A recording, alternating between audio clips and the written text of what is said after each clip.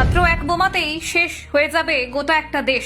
বিশ্বের সবচেয়ে শক্তিশালী পরমাণু বোমা এখন কার হাতে রয়েছে জানেন? হ্যাঁ, এই দেশটির নাম শুনলে একবার হলেও মাথায় হাত দেবেন। এমনকি মহা চিন্তায় রয়েছে আমেরিকাও। পরমাণু আতঙ্ক, ভারত পাকিস্তান সংঘাতে উঠে এলো জার বোম্বার নাম।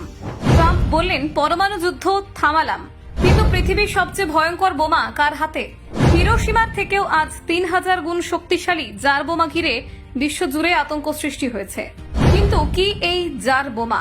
ভারত নয়, পাকিস্তানও নয়, সবচেয়ে শক্তিশালী পরমাণু বোমা রয়েছে এই দেশের দখলেই। একবার বিস্ফোরণেই 100 কিলোমিটার জ্বলে ছারখার হয়ে যাবে। জার বোম্বার আসল রহস্য হলো ফাঁস। হিরোশিমা নাগাসাকির বোমা ছিল খেলার মতো, কিন্তু জার বোম্বায় শেষ হয়ে যাবে একটা সভ্যতা। কয়েকটি বিস্ফোরণেই পৃথিবী হবে বসবাসের অযোগ্য।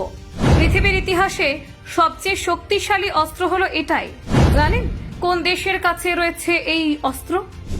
দেখুন, পরমাণু অস্ত্র ও তাদের ধ্বংসাত্মক ক্ষমতা নিয়ে যখন কথা আসে, তখন হিরোশিমা নাগাসাকি থেকে শুরু করে আধুনিক কালের সবচেয়ে ভয়ানক পরীক্ষা সেই জার বোমা বা তাসার বোমা সবচেয়ে বেশি মানুষের কল্পনাকে কাঁপিয়ে তোলে। প্রথমবার হিরোশিমায় লিটল বয় ফেলার পর বিশ্বের কাছে স্পষ্ট হয়ে গিয়েছিল পরমাণু অস্ত্র কেবল সামরিক লক্ষ্য নয়, বরং মানব জাতির ওপর এক অজেয় আঘাত হানতে পারে। 1945 সালে হিরোশিমায় ফেলা লিটল বয়ের শক্তি ছিল প্রায় 15 কিলোটন TNT সমতুল্য। পরবর্তী ফ্যাট ম্যান ছিল প্রায় 25 কিলোটন। ত্বরণ ও প্রযুক্তির উন্নতির সঙ্গে পারমাণবিক বোমার অসীম মাত্রার সম্ভাব্যতা দেখা যায়। সবচেয়ে বড় কথা, একের পর এক মেগাটন শ্রেণীর বোমা তৈরি করে মানুষ যুদ্ধের পরিসরকে এমনভাবে বাড়িয়ে তুলেছে যার ধ্বংসাত্মক পরিসর কল্পনারও বাইরে।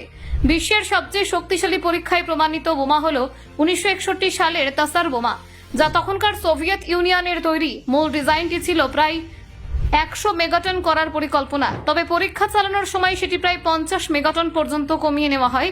বিধ্বংসী শক্তি এতটাই বেশি ছিল যে প্রস্তুতকারীরা সর্বোচ্চ ধারণ ক্ষমতা ব্যবহার করা থেকে বিরত হন।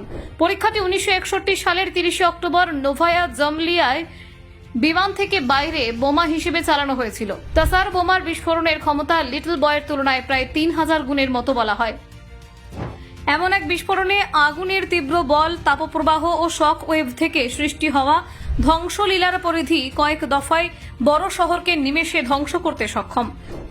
পরীক্ষার সময় দেখানো হয় যে বুলবুলিত মাশরুম ধোঁয়া কিঞ্চিত অশনি উচ্চতায় উঠে গিয়েছিল এবং বহু কিলোমিটার দূরের কাঁচপত্র ভেঙে পড়েছিল। বোমাটি প্রকৃতপক্ষে এমনভাবে ডিজাইন করা হয়েছিল যে এর শক্তি এবং ফলে তৈরি হওয়া রেডিও অ্যাক্টিভ ফল আউট নিয়ন্ত্রণ করা